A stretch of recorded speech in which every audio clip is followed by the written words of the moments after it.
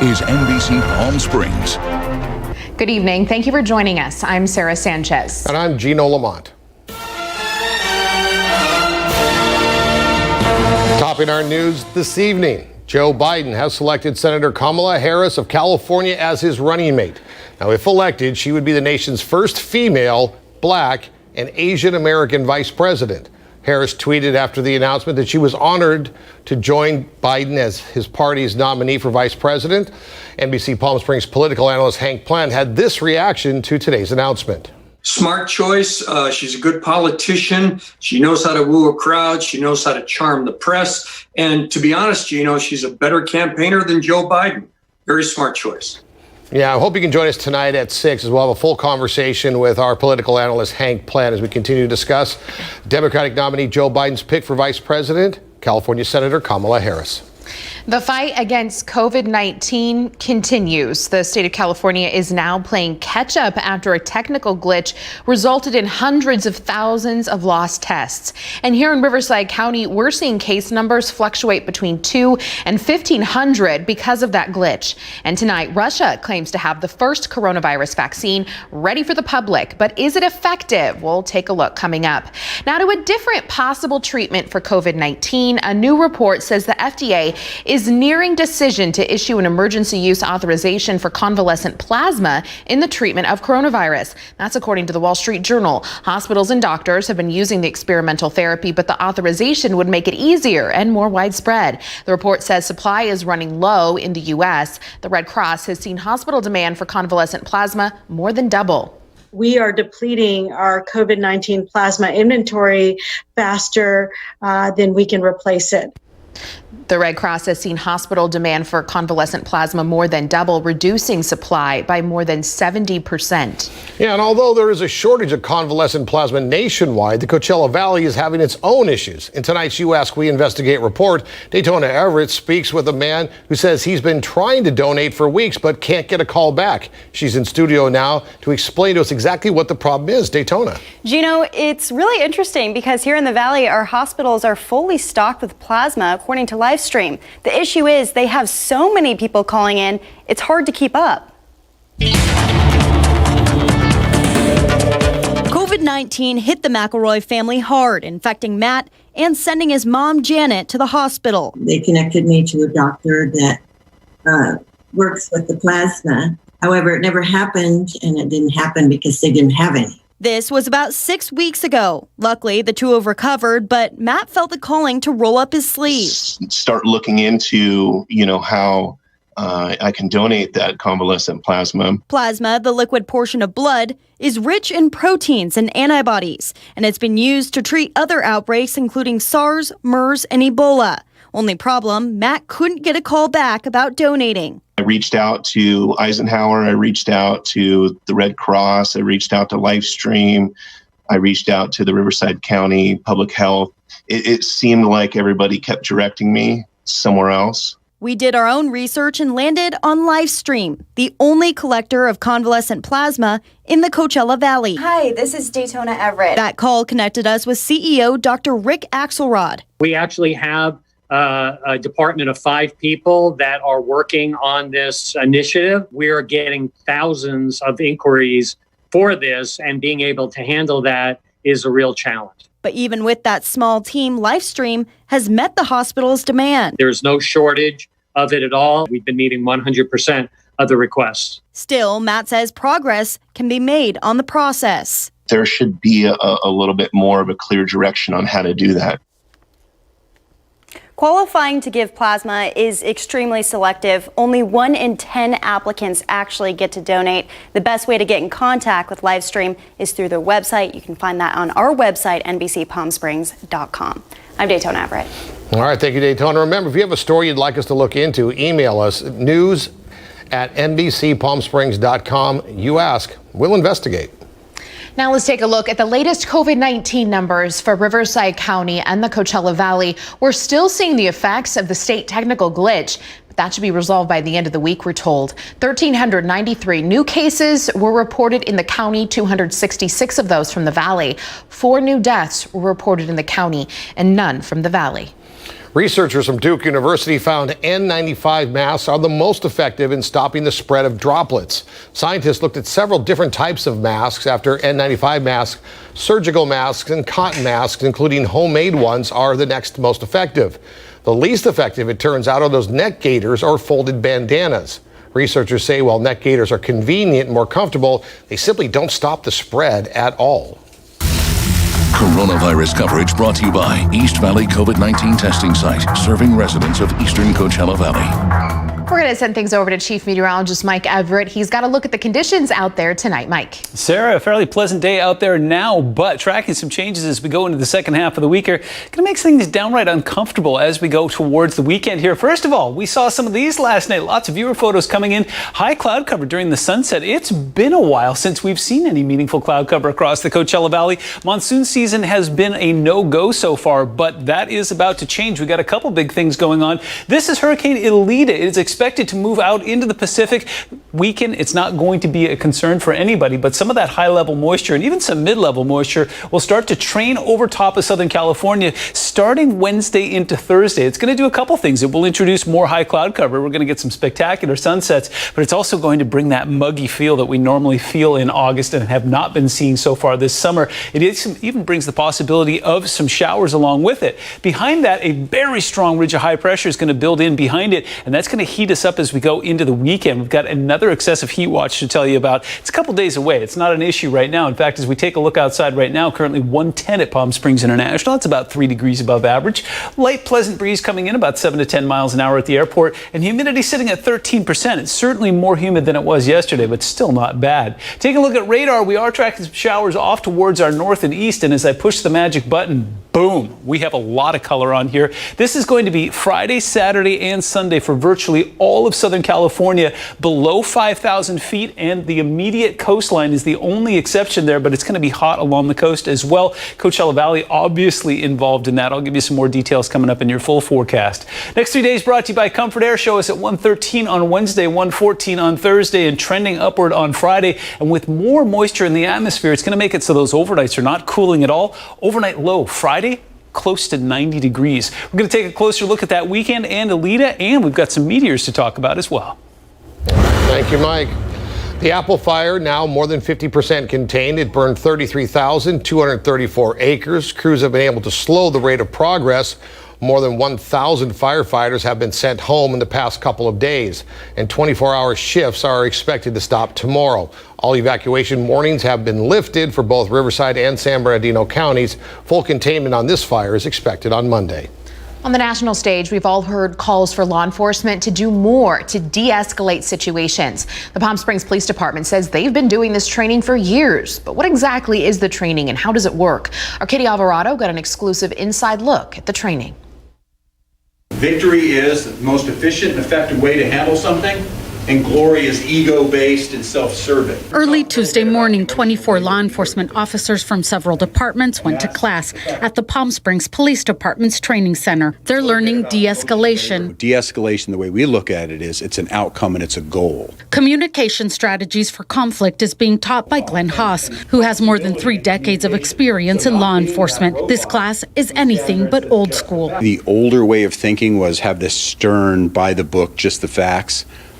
But that's what got us here. A major part of the class teaches officers that it's okay to connect with people on an emotional level. You're not weak if you have empathy. If people don't feel as though this is a police officer is just a robot or machine, then we have better outcomes. Lieutenant William Hutchinson, who oversees training with the Palm Springs Police Department, says de-escalation is critical and a part of dozens of hours of yearly training courses. Any type of unsafe communication or bringing fuel to the fire is not only putting that officer at risk, they're putting their partners at risk, they're putting the agency at risk, they're putting the city at risk, and the community. This strategy doesn't apply to all situations. Somebody who is bent on harming an officer or a citizen, somebody who is already in the process of that, no matter what technique you have to engage the person in conversation, that's not the right tactic to use. You have to stop that threat in some way. But even with those calls, Hutchinson says their numbers for 2019 show this training works. Out of 70,000 calls for service,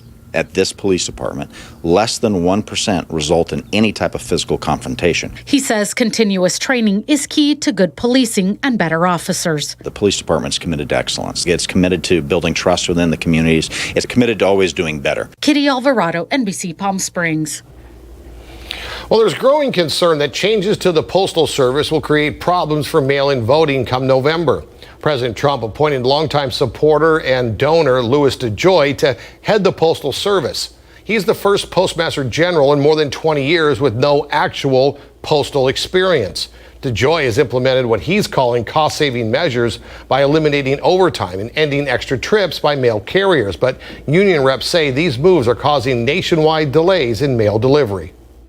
We're not providing the service that we provided 24/7 before Mr. DeJoy was appointed the Postmaster General.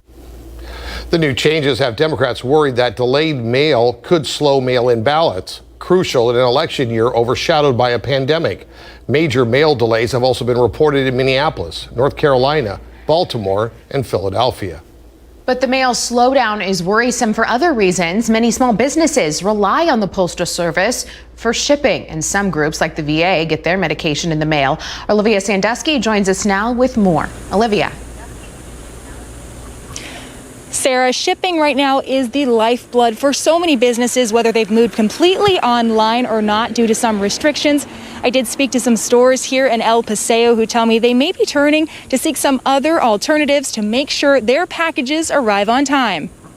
Everything that we're doing right now is geared toward offering products online, curbside pickup. This year, small businesses like House of Lolo on El Paseo have dealt with closures and restrictions, and now they're facing a new challenge. So things are not right from a shipping perspective, and it's really, really critical to our business while we can't have as many clients in the store to be able to ship that on time. Several shops have moved items online during the pandemic, but owners say not only are customers receiving shipments late through the United States Postal Service, store inventory has been set back as well. Being on a website, it's very important to keep your product fresh and new things constantly going. So when we have nothing new to put on the website, it makes it a little complicated. The Postmaster General cites operational changes, COVID-19, and financial losses as the reason behind the delays. And while the USPS is the leading delivery service for online purchases, they also handle a large amount of Social Security checks and medication. According to Connecting Vets, the majority of Veterans Affairs prescriptions are fulfilled by mail, and they've recently experienced delays around the country. Fortunately, the Palm Desert VA Clinic says their healthcare system has not received any veteran complaints from the Palm Springs area, and the VA always encourages veterans to order routine prescriptions in advance. But as for local business owners, they're seeking other alternatives. We've actually changed who we're shipping with, who we're having our vendors ship with as well, to ensure that we get the packages there. Now, the USPS says they are working hard to eliminate some of those shipping delays, but they do recommend if you have a package of particular importance to get that tracking number so you can see where it's at and when it will arrive. Reporting live in Palm Desert, Olivia Sandusky, NBC Palm Springs. All right, Olivia, thank you for that live report tonight. Coming up next, Democrats and Republicans exchange barbs on the Senate floor as they try to negotiate a new COVID relief bill. But is any progress being made? That answer after the break. Plus, the music world loses an icon. A longtime Coachella Valley resident passes away, and we're taking a look back at his life. When we welcome our West Coast viewers, the Democratic ticket is set. We'll have late reaction to Joe Biden's pick of Kamala Harris as his running mate. Also, the Big Ten sidelining its football season over COVID, when the game could resume when we see you for NBC Nightly News.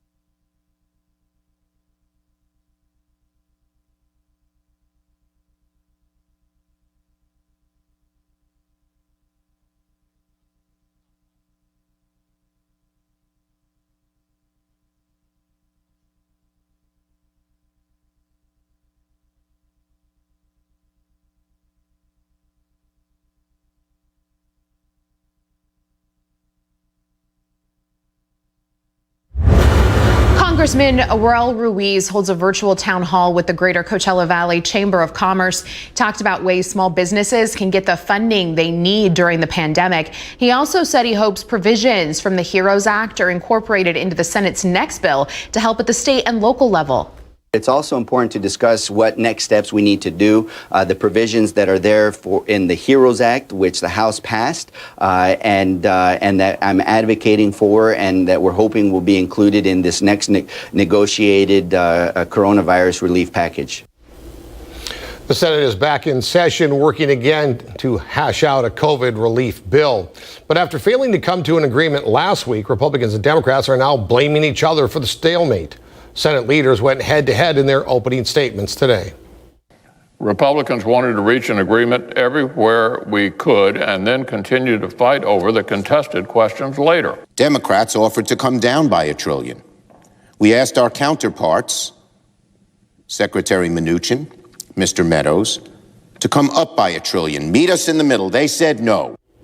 President Trump signed an executive order to send Americans $400 a week unemployment, partially paid for by the states, but it's not clear whether the states have the money to do that. Russian President Vladimir Putin says Russia is the first country in the world to grant regulatory approval to a COVID-19 vaccine. The vaccine had been tested in humans for less than 2 months, and researchers have published no data on their testing. The vaccine has only been injected into a few dozen people so far, including Putin's daughter. He said she had a slightly higher temperature at first, but now feels better. Russian officials claim they have received over 1 billion requests from more than 20 countries for the vaccine. All right, more coming up after the break, but first let's check in with Mike at the Big Green Wall. Hey, Mike. Gino, I got a beautiful look for you, courtesy of our Walter Clark 111 cam. Not seeing very much smoke in the sky. That's a very good sign. They've got that fire 55% contained right now. We're going to start to see some cloud cover creeping in from the south. I'll tell you where it's coming from, what it means for your forecast when we come back.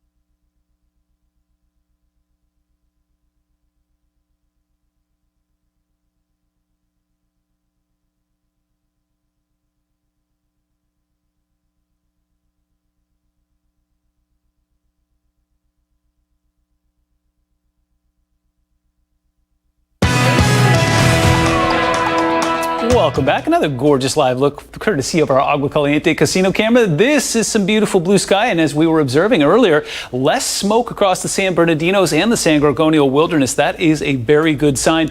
Blue skies are going to be something we're going to see less of as we go into the second half of the week. I'll give you the details on that in a moment. In the meantime, beautiful look from downtown Palm Springs. Our Agua Caliente casino cam there showing a beautiful sunset tonight, not obstructed by anything. No smoke, no cloud cover, no nothing. Which leads me to my next point. If you're looking for something to do tonight, the Perseid meteor shower peaks tonight. In the early morning hours of Wednesday, you will see a pretty good chance, and this is one of those ones that's really impressive. If you can get away from city lights, you're going to see between 30 to 60 per hour. If you've ever done it before, get away from light pollution. So if you can get yourself into a spot where there's not a whole lot of city lights there, and then you have to train your eyes for a little bit, and then once you do, yeah, it's quite a show. Now the moon will be an issue tonight, but it is a waning crescent moon, so it's like kind of a little sliver moon, and it's going to be rising at around 12:15. So that'll create a little bit of light pollution, but shouldn't stop it from being a really impressive show right before the sun rises in the early morning hours. If you can get up like around 3:30, 4:30,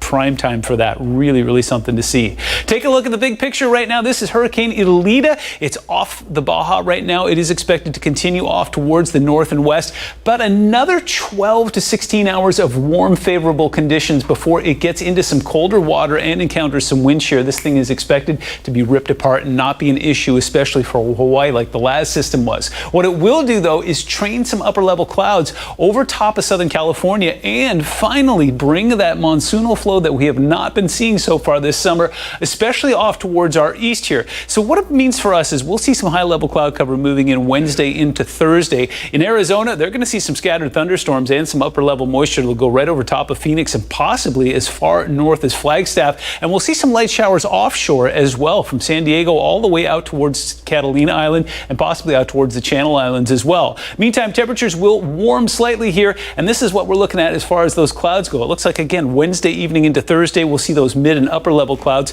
And yeah, there's a chance to see some showers on Friday and possibly again on Sunday. In fact, Sunday's got a pretty good chance behind it. Looks like we're going to have to keep an eye on that as we get closer to the weekend. What we will be very certain of is that we're seeing dew points and relative humidity rising as we go into the weekend. In fact, Thursday is going to be downright muggy, a dew point of 50, relative humidity sitting at about 20, while temperatures are in the mid-1 teens. It's going to be unpleasant, to say the least. 110 is what we did today. 107 is our 30-year average. We managed to come in close to average in the overnight. 78 is the norm. 79 is what we got to. 120 is the record for today's date. Nothing even remotely close to that right now. 109 in Coachella, 105 in Desert Hot Springs, 95 is your number in the Yucca Valley, currently 75 in Big Bear, and 90 out towards Idlewild. Slow to cool tonight. We'll still be in the low 90s at midnight. We break into the mid 80s in the overnight hours, and we will start in the low 80s around 6 a.m. on Wednesday, warming ourselves into that 111 range as we go towards the afternoon. 113 looks like where we'll top out for most Coachella Valley communities. 103 in Joshua Tree, low 80s up in Big Bear, 104 in Cabazon. Your Comfort Air 7-day forecast shows that excessive heat warning kicking in from Friday. That'll be in place for virtually all of Southern California through Sunday, and those overnights will stay in the upper 80s Friday and Saturday.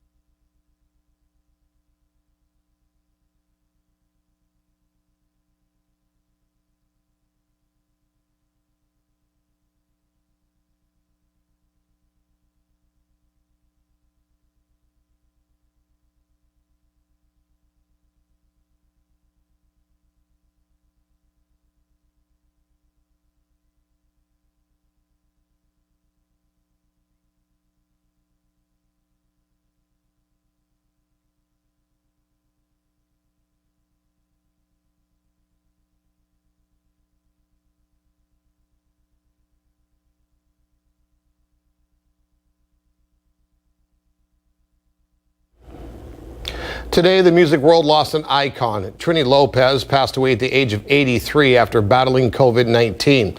He was one of Hollywood's biggest stars in the 60s, not just in music, but the entire entertainment industry. He was also a longtime Coachella Valley resident, even writing a song about the valley. Coming up at 6 o'clock tonight, we're going to talk to Bruce Fessier, longtime desert entertainment reporter. Manny the Movie Guy will also have a look back at Trini's career. Again, Trini Lopez, dead at 83. We'll be back.